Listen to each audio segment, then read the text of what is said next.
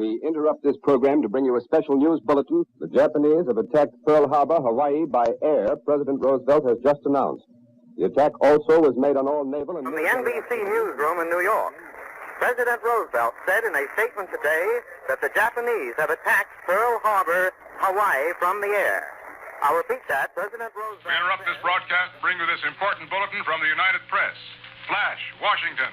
The White House announces Japanese attack on Pearl Harbor. Yesterday, December 7th, 1941, a date which will live in infamy, the United States of America was suddenly and deliberately attacked by naval and air forces of the Empire of Japan. Over 70 years ago, Americans, the greatest generation, answered the call to defend our freedom. From big cities to small towns and farms across this nation, these young men and women put their lives on hold and marched off to uncertain futures. 4 years of battles across the world in little-known places like Guadalcanal, Iwo Jima, Wake Island, Midway, as well as the shores of Normandy, the Ardennes Forest, Alamein, and eventually into Berlin. Many Americans did not come home. They paid the ultimate sacrifice to protect the liberties and rights of our fellow countrymen. For most of the veterans that did make it back home, they did not get ticker tape parades or big celebrations. They simply arrived back home, threw their duffel bags in their basements, and began to build America and rebuild their lives.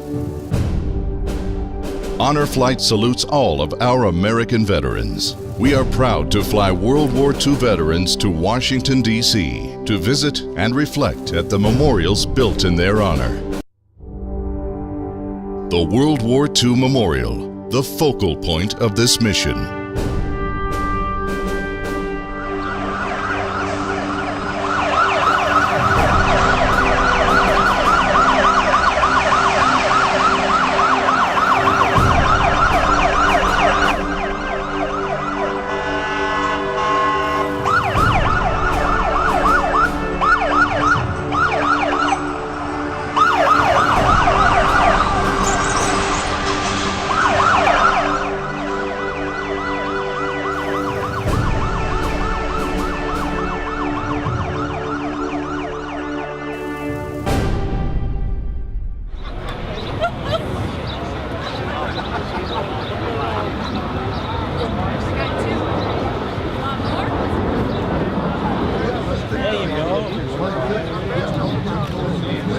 Got any family out there?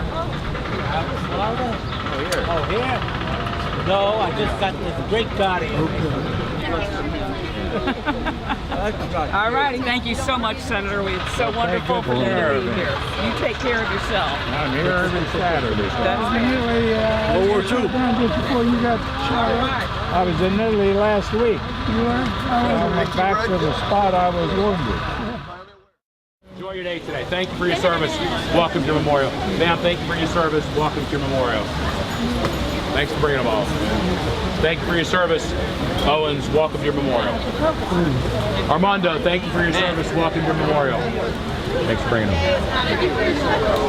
Thank you for your service. Welcome to your memorial. Thank you for your service and welcome to your memorial. Thank you for your service and welcome to your memorial. Thanks for bringing them. Thank you. It's our honor for you guys to be here. Thank you for your service, James. Welcome to your memorial.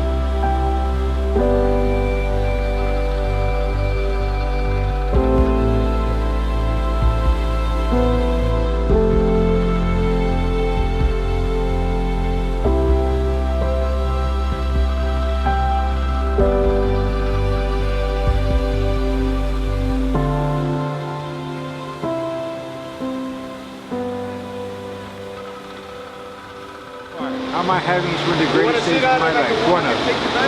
It's a day that, as Roosevelt said, that will live in infamy with me, because this is the kind of a day that I've been spoiled and pampered like I've never been spoiled and pampered in my life. And I mean it. It's the truth. I don't want to leave. It's just too good to be true. I hope it never ends. So tell me about your day so far. Welcome to your memorial. I think this is a wonderful thing. I'm sorry it never started before for a lot of veterans that are not here today. We're down to only a million and a half out of 15 million that were in the service. And I think you owe it to them to build this thing. I think it's beautiful. I was proud to serve in the service, and I'm so proud of you guys for being here. It's just unbelievable, and I'm so grateful. I'm so grateful, and this is what America is all about. And God bless you all. My name is Joseph Pensavini. I'm a guardian on Honor Flight out of South Florida. Just an absolute amazing experience, life-changing for me, just to be able to take in the sights and to actually be able to witness and experience the memorials and what this is really all about. It's just life-changing.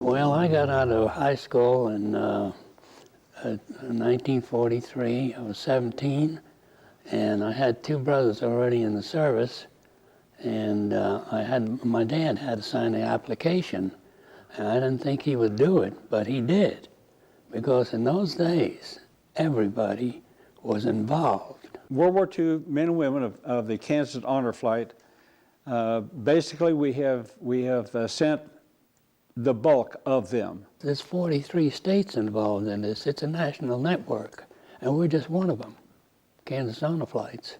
And our hub is in Hutchinson. That's where they do all the logistics, all the flight scheduling, and they have one tough job. Our job here in this Sedgwick County area here is just to raise the funds to get them over there. I went in 2011, and I made a lot of trips all over, but that trip was a trip of a lifetime. It's refreshing to be in their presence, to win, especially myself, I'll have the Honor Flight logo on my shirt, and they'll see that, and they'll always say, I went on that flight.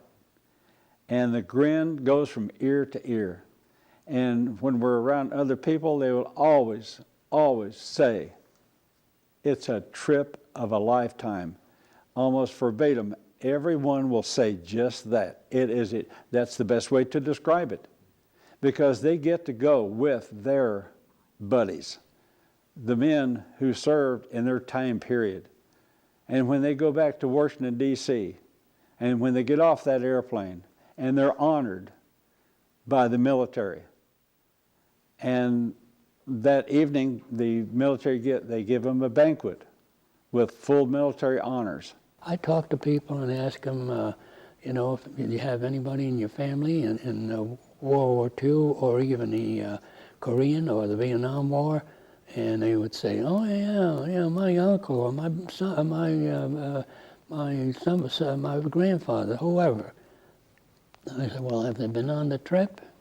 And someone would say, well, I don't know, but let me find out. Or they would say, oh yeah, but he didn't want to go. And then occasionally we run into somebody who hadn't even heard about us flying. You know, the vets fly free of everything. And that trip, to all of them, as they come home, you ask them. And I heard this from some other people, some other vets that already have gone. That trip was the best they've ever had. It was a trip of a lifetime. It's the closing chapter of their lives. Let's take care of these men and women while we can. A lot of these folks are 95 plus years old, and we're losing them pretty fast. But what's ironic, we're losing our Vietnam War veterans faster than we're losing World War II veterans right now. Agent Orange and suicides. That's a terrible thing to experience. So we need to honor them. So when the Vietnam War veteran, at the end of this year, the way we plan things, we're trying to send 2 flights per month, and we're going to send 10 flights out. That's our goal. We're trying to raise $198,000 to do that. And with everyone's help, we can accomplish this mission this year. That's our goal. Hopefully with the funding, we can start getting the Korean guys and because, you know, that was that's a forgotten war.